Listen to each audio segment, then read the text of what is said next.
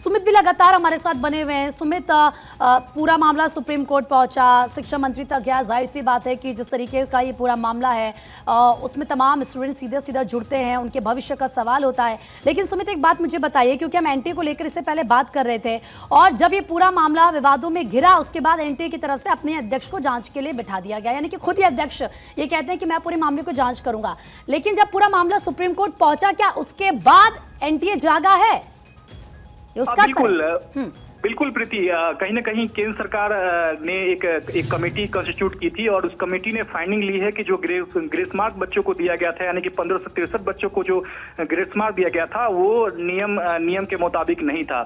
और कमेटी की फाइंडिंग के बाद ही आज एनटीए ने सुप्रीम कोर्ट को बताया है कि हमने उन तमाम 1563 सुमित, एक मिनट रोक रही हूँ, उसके बाद अपनी बात को पूरी कीजिएगा। लेकिन तमाम स्टूडेंट्स का रिएक्शन आ रहा है, वो सुनाते हैं।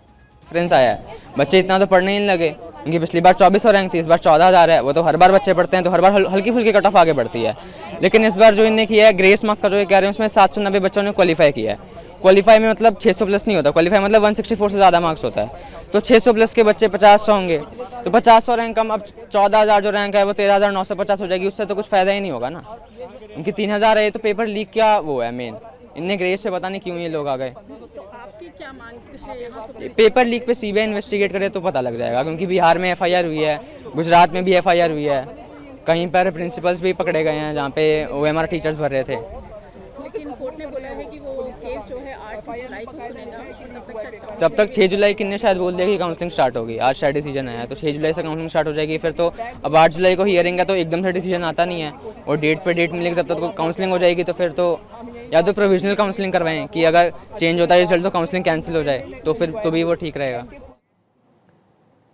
तो देखिए, आप स्टूडेंट को सुन रहे थे, सुमित लगातार बने हुए हैं। सुमित, एक छात्र का रिएक्शन भी सामने आया, कह रहे कि ग्रेस मार्किंग के कैंसिल होने से ज्यादा फर्क नहीं पड़ेगा, ये एग्जाम लीक हुआ है, पेपर लीक हुआ है और इसकी पूरी सीबीआई इन्वेस्टिगेशन होनी चाहिए, यानी कि सेटिस्फैक्शन अभी भी नहीं है स्टूडेंट्स में।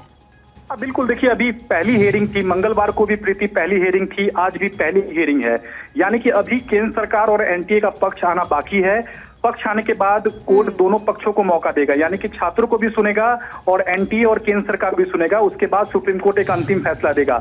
हालांकि आज कोर्ट ने संकेत दिए हैं कि जो हमारा जो आदेश होगा, अगर हम परीक्षा को दोबारा कंडक्ट कराने का आदेश देते हैं तो अपने आप ही ये काउंसलिंग की जो प्रक्रिया है वो रद्द हो जाएगी। तो इसका मतलब ये नहीं है कि सुप्रीम कोर्ट ने कहा है कि हम दोबारा परीक्षा को कंडक्ट नहीं कराएंगे।